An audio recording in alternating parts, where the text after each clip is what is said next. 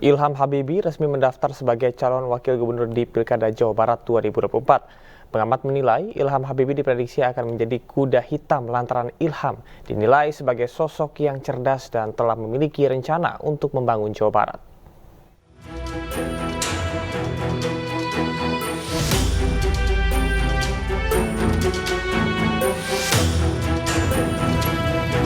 Ilham Habibie resmi mendaftar sebagai bakal calon wakil gubernur Jawa Barat mendampingi Ahmad Saiku. Pasangan Ahmad Saiku Ilham Habibie ini didukung oleh 3 partai politik, yakni PKS, Nasdem, dan P3. Sebagai orang baru di dunia politik, sosok Ilham Akbar Habibie diprediksi akan menjadi kuda hitam. Berdasarkan rekam jejaknya, Ilham Habibie menjadi ketua Dewan Pembina Habibie Center, Presiden Direktur PT Ilhabib Bara Utama, dan Direktur Marketing PT Dirgantara Indonesia periode 1994 hingga 1996. Pengamat komunikasi politik bahkan menyebut Ilham adalah sosok yang pandai dan berkualitas. Bahkan Ilham diyakini telah memiliki rencana untuk membangun Jawa Barat. Dari tingkat pendidikan, Pak Ilham Habibie ini sangat memadai. Ia lulusan Jerman dan dia tahu persis bagaimana mendorong tumbuh dan berkembangnya pendidikan di Jawa Barat. Total ada 4 pasangan calon yang siap berkontestasi di Pilkada Jawa Barat, yakni pasangan Ahmad Saiku, Ilham Habibie, Dede Mulyadi, Erwan Setiawan, Acep Adang Ruhyat dan Gita KDI, serta pasangan JJ Ronald.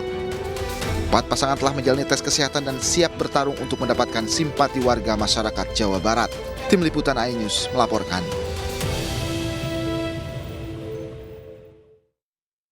Pemirsa, anak Presiden B.J. Habibie maju Pilkada Jawa Barat. Lantas apa yang akan ditawarkan Ilham Habibie di Jawa Barat dan juga bagaimana peluangnya?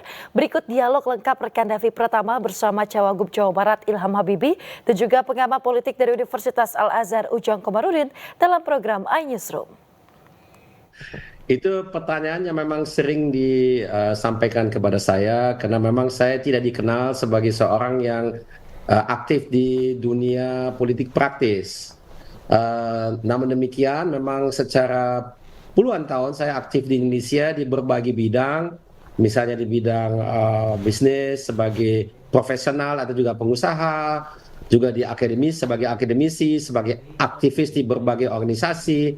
Jadi memang itu aktivitas saya. Tapi satu hal, saya ini memang lama di luar negeri dan pulang ke Indonesia dengan maksud tujuan yang menurut saya tidak pernah berubah, dan sekarang pun saya telah masuk ke dunia politik praktis juga tidak berubah, yaitu adalah saya punya komitmen untuk membangun negara dan bangsa menjadi negara dan bangsa yang maju, sejahtera, berkelanjutan, unggul dan semuanya. Dan itu memang yang saya dapatkan dari Bapak. Dimanapun kita sebagai warga bekerja, kita semuanya berkontribusi kepada itu.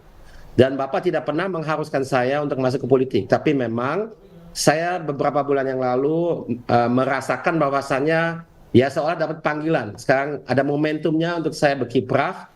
Karena saya lihat bahwasannya ada manfaatnya kalau saya masuk ke dunia praktis juga. Dan pengalaman saya yang saya punyai, yang saya akumulasikan berapa puluh tahun yang lalu ini di Indonesia, itu saya kira menjadi saya punya dasar untuk saya bisa berkiprah dengan cara yang bermanfaat dan berguna untuk negara dan bangsa kita.